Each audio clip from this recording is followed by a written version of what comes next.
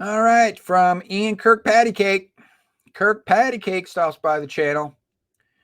I believe she had something to say in response to that last comment she had left. She says, thanks for the discussion on the topic. For sure, for sure.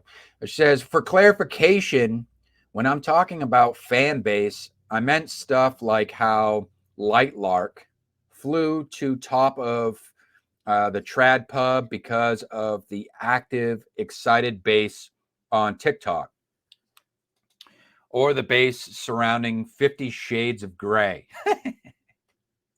I also covered an article last year at some point where publishers mentioned they signed people like Justin Timberlake and other celebrities with huge followings to do memoirs, but those memoirs drastically underperformed. Which that's interesting. Usually you would think like let's just finish it. She said they got the book deal because of popularity, but it's a niche product to go to a musician for a memoir most of the time. I don't know. I'd almost feel like if there was any type of like, if anyone was to be like basically used for their popularity and fame for a book deal, it would be celebrities. You know what I mean? And that's nothing new. There's always been like those type of things where it's like, biographies. I remember like biographies, like biographies on pro wrestlers, biographies on musicians. Like I'm sure it was like Motley Crue had like the members of Motley Crue all had their own biographies or something like that. I feel like if anything, those type of books or publishers signing celebrities simply for their popularity and fame, that actually makes sense than say some indie like coming out of the woodwork with their debut novel being their memoir. Memoirs are a touchy subject because I feel like if you're really not an interesting person, like why the hell are you publishing a memoir? Like you must have something interesting, you know what I mean? Like who wants to read a memoir by the average or the mundane or some mid who is completely basic?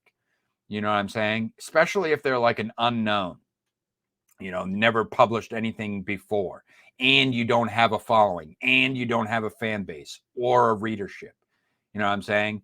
So I almost feel like that's for like another hot topic. I'll talk about it at another time.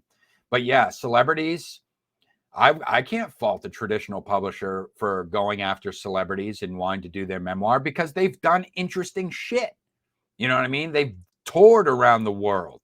They've put on shows and stuff like that. They've been in an industry that is very popular and they have a huge fan base. However, I can see how, their fan base is there for the music. They're not there. They might not be there for their life story as far as that goes. Not everybody is into the juicy behind the scenes gossip.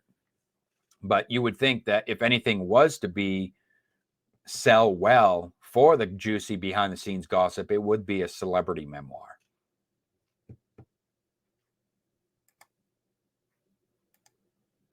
But as far as the light lark, that's the new phenomenon now. You got to be on TikTok, and it's like I'm trying my best. Like I'm really trying to avoid hopping on the whole TikTok train. I think that shit is stupid. I can't stand the short form media. It's really freaking annoying. Like every now and then I get sucked into it, but I really I'm talking like maybe once a week. If I'm really, really bored, and I just so happen to be on the platform, maybe I start scrolling through like some Instagram reels or something like that. But it's all junk though. For the most part, it's all junk. You could barely call it content. Call it trash. More like it. More often than not, it's just trash. And it's all people doing the same shit. You know what I mean? I don't understand the marketing craze of that's in it. Like it's just people have it seems like people have no damn self-control nowadays. You know what I mean? Like how are these short videos so interesting? They're not, or so popular, I mean. Like they get so many freaking views. Maybe it's just like people, maybe it's like a sign of the times, like just people like who don't have time. I think it's a trap. Okay. So I could see the type of people that scroll through like Instagram reels or TikTok videos. I think those are like people that like maybe they work like 2 or 3 freaking jobs. They just simply don't have time. And then they'll go on like a 15, 20-minute break or something like that. So instead of like looking up actual like content that may have like some substance to it, they just hop into these short videos because they can consume like 50 of them on a break during like a 15, 20-minute break or something like that. I think that's what it is. And these companies, they're just like, they're capitalizing on that. But the thing about it is, like, the short videos are just junk. A lot of it is junk media, what I would consider junk media. I feel like these short form videos are junk, and there's nothing stimulating about it except just straight up, it's just straight up base sensibilities, dopamine hits. That's all it is. Very little value in the vast majority of crap that gets uploaded on shorts. And, I feel like it is a marketing strategy. Sure, it's almost like you got to incorporate them in some shape, fashion, or form to reach the people, if you will. But I try to like do it in a creative way, like with the mystery pack thing. It's a very simple concept, but I try to lure, the point of it is to try and lure people away from the shorts platform and say, hey, did you know there's this thing called reading?